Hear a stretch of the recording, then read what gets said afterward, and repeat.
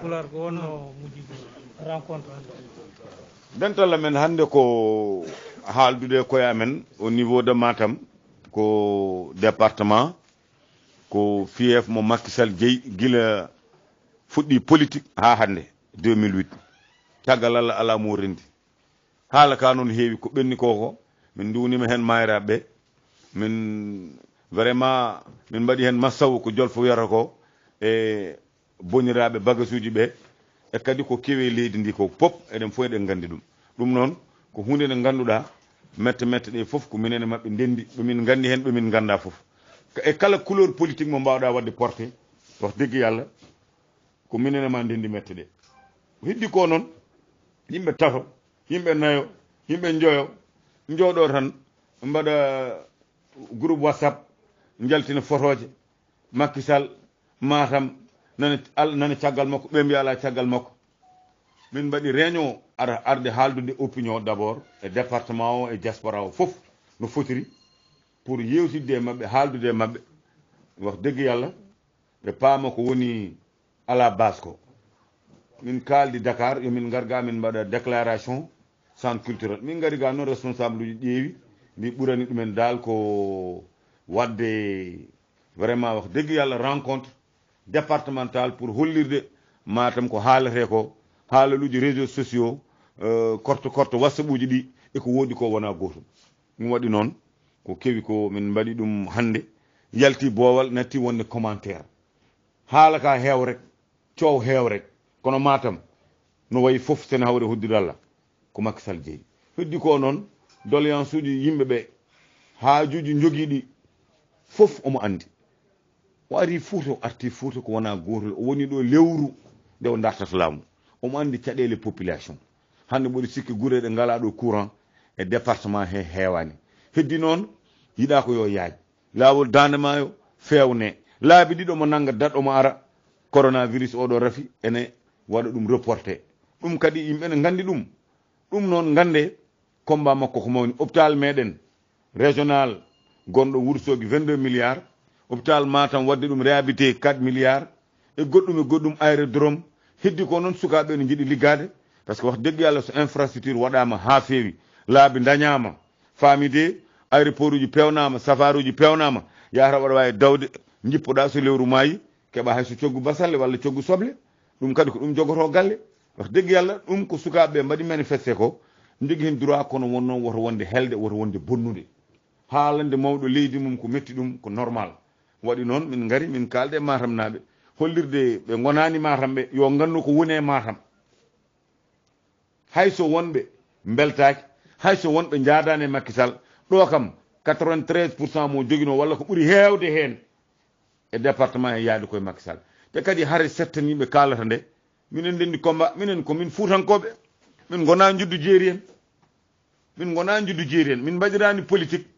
pour koye amen min mbaɗiri politique ko ɓamtare diwan o minen ndendi combat so laabi dañama ko otoji amen otoji mabɓe minen ndewdata hen so kolaɗe pewnama agriculture moderne fewnama sukaɓe dañi liggey ko ɓesguji meɗen enen fof ndendi on combat ko enen ndendi ɗum waɗi noon amin basiri o Fuutankoɓe yo nangue hakkillaji muɗumen caggal Allah e neɗam laamu Macky Sall ko gueɗe ɗiɗi ko teddugal men ɓeydata ko fayida men ɓeydata ɓeyda gueɗal men e leydi he oɗon gandi hade Macky Sall laamade no leydi ndi wano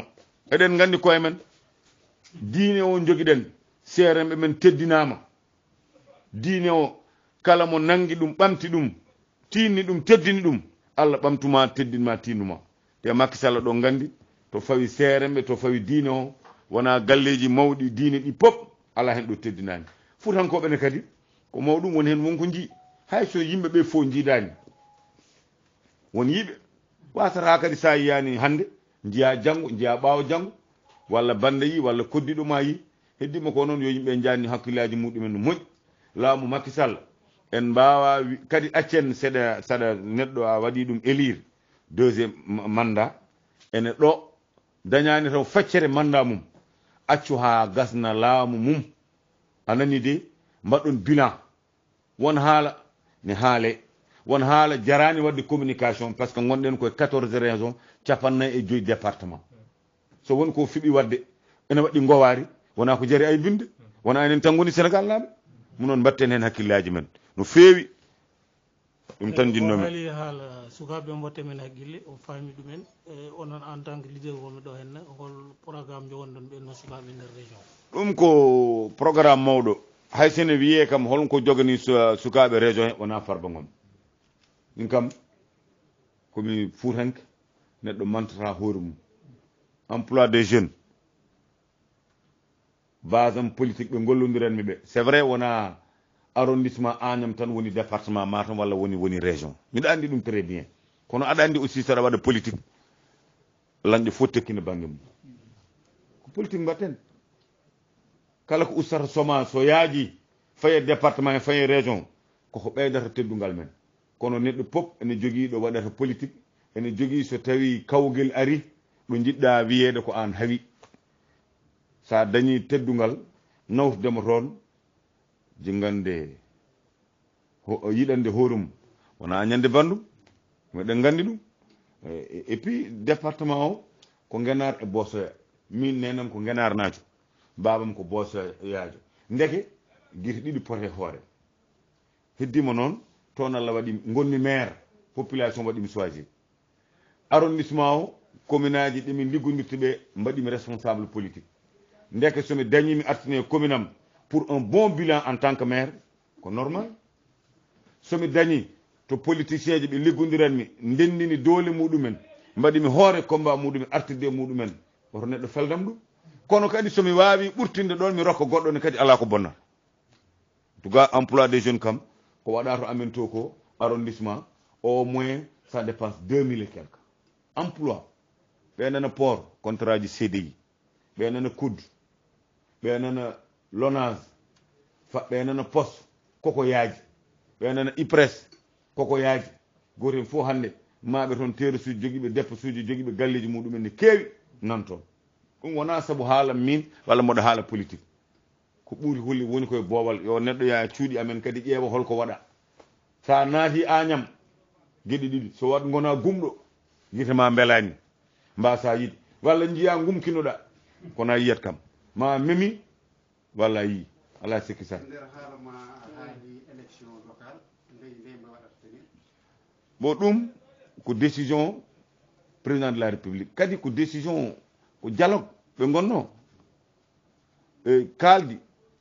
20 et quelques points ngaji hedde 24 ou 25 points nandirama haɓe mbaɗi acté 2 points ɗi keddi ɗum fof kadi ne yimɓeɓe paama ko tardini élection locale ko wona Macky Sall yo yimɓe gandu ɗum ko opposition wi ne waɗa vérifier fichier électoral gositeɗo dartindo ha laaɓa les presque combien de millions d'électeurs gonɗi ɗo ɗi est ce que ne goodi walla godani président wiɓe ene yaadi hen yo yimɓe gandu o woni ministre de l'intérieur o woni premier ministre o woni opposant o arti président de la république neɗɗo wawa hankkadi wujjude élection e Sénégal réseau ji sociaux bureau dañaɗo kala to gonɗa ɗo woota sa wori ɗo ne gayni automatiquement fotat procès verbal ma nelda siège parti ma holno neɗɗo wujjirtuma hay goto hankkadi wawa wujjude élection impossible ko haala ka heewi leydi ndi ko leydi haala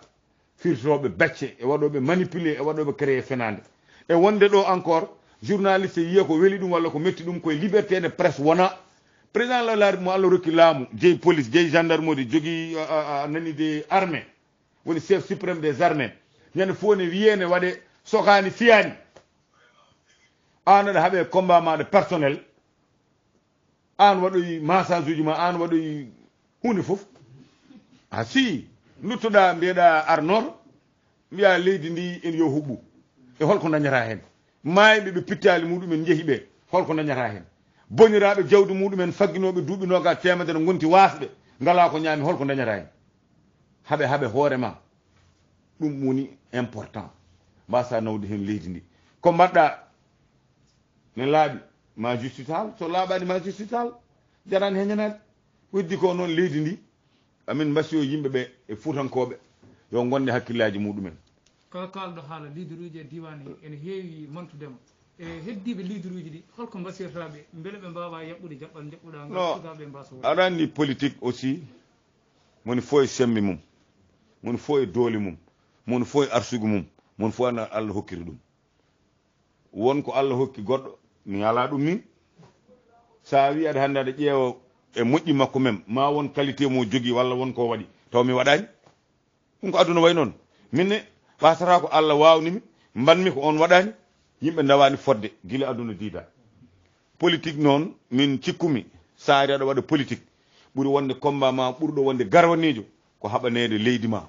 haɓanede diwan ma sa dañi gartira cuuɗi mon ko galle ma cuuɗi mon ko wuro ma cuuɗi mon ko diwan ma cuuɗi mon ko région ma cuuɗi mon ko département ma ɗum woni ko cikkumi ko neɗɗo tagara ɗum wadde politique hay sene jogui leader mo mbaɗɗa visé woto won kam intérêt personnel tagma ummade aɗa darta so yaaji hay so ɗum ne hen so yaaji rende par ce que ko ɗum woni aduna ɗum woni politique min ko ɗum cikkumi neɗɗo nafirte politique yettere Allah noon kadi sa woni responsable walla woni leader aɗa waɗa politique ɗo koɗɗa ɗo jogoɗon to bismiɗa yimɓe jogoɗa ɗo mbalɗa e ɗo ballinɗa ɗum ko image mawɗo ɓeydata e nder leydi ndi par ce que so tawi enen en pewnani diwanuji men holno diwan men yoɗorto holno diwan men ñantorto gasata c'est pas possible sa dañi hunde a dañi teddugal a artirtu cuuɗi mon mbaɗa peen daña to mbalɗa mbaɗa hirande bottande wurde koddiɗo ñaama bandiraɗo ñaama jaɗaɗo ñaama ɗum paammi so wonko daña ɓurtima ndenneɗa so haaju dañama kaldeɗa so ñawɗo ñawi aɗa jogui mbawa ɗum safro so mayɗo maayi mo wonani mayɗo e diwan he saɗa wawi gartira ñaña mbawka ma ha goto fof wawa hedde hen ɗum noon responsable uji politique ɗi mbiyanmi e diwan ɗi kala ko neɗɗo hamo yerol wawi danga bamum yolima kalde e population kala men gonɗo hunde caggal Allah waɗi ɗum ko yimɓeɓe sa woni maire ka gotonaɗo sa darima kadi aɗa haalana Macky Sall ko wona gonga réalité terrain o a haalananimo hay somo jogui haalanoɓe ñumontoɓe renseignement ji en walla goɗɗum an gonɗo ala base o a haalananimo ko leeri ma ñalawma ar ganda ko kalanoɗama ko fof wona gonga te politique hande eɗen gandi hay goto wawa wujjude élection manipulation kewɗo kalateɗo sa woni e parti kadi aɗa woni pouvoir aɗa woni sara président walla aɗa woni laamu woto haalan mawɗo leydi fenande ɓurma andude ko woni diwan ma ko yiɗi andude fof andat et puis so élection yonti hande laaɓat tan gonga e fenande certat ɗum noon kala responsable politique